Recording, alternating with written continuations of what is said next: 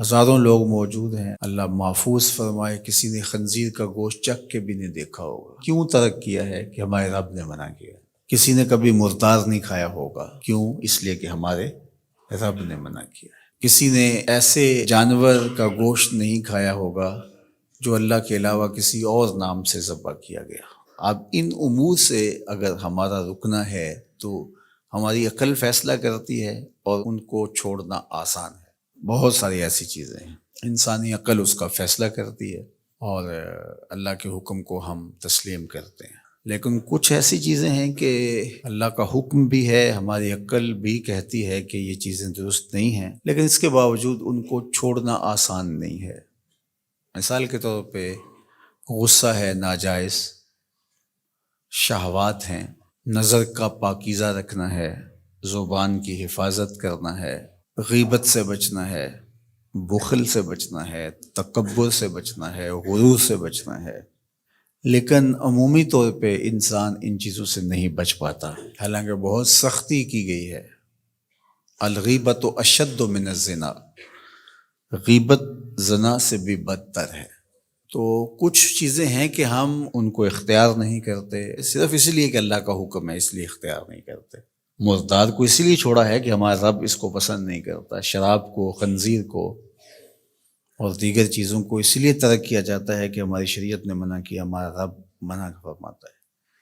وہی رب منع فرماتا ہے غیبت سے، وہی رب منع فرماتا ہے جھوٹ سے، وہی رب منع فرماتا ہے دیگر امور سے، لیکن وہ ہم ان سے بچ نہیں پاتے اور ان چیزوں سے ہم بچ جاتے ہیں۔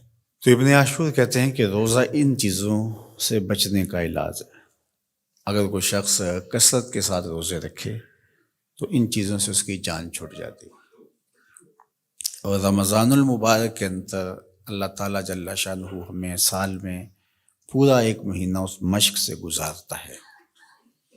اگر ہم روزے کو اس کے آداب کی رعایت کے ساتھ گزاریں تو ان ساری بیماریوں سے ہماری جان چھوٹ سکتی ہے۔ روزے کا مقصد حصول تقوی ہے، اور جو چیزیں تقوی کے حصول کا ذریعہ بنتی ہیں ان کو اختیار کیا جائے، اور جو تقوی کے حصول میں رکاوٹ ہیں ان کو ترک کیا جائے۔ اور وہ جھوٹ ہے، برے اعمال ہیں، نظر کی، خیالوں کی ناپاکیزگی ہے، زبان کی ناپاکیزگی ہے، سوچوں کی آوارگی ہے، غیبت ہے، سب و شتم ہے، اخلاق رذیلہ ہیں، بدخوئی ہے، بغض ہے، کینہ ہے، حسد ہے، نفرتیں ہیں، صلہ رحمی کی بجائے قطع رحمی ہے، لوگوں کے لیے بدگمانی ہے، رزق حرام کمانا ہے، رزق مشکوک کھانا ہے۔ یہ وہ ساری چیزیں ہیں جو تقوی کے حصول کے لیے مانع ہیں۔ تقوی ان چیزوں کی موجودگی میں حاصل نہیں ہو سکتا، اور تقوی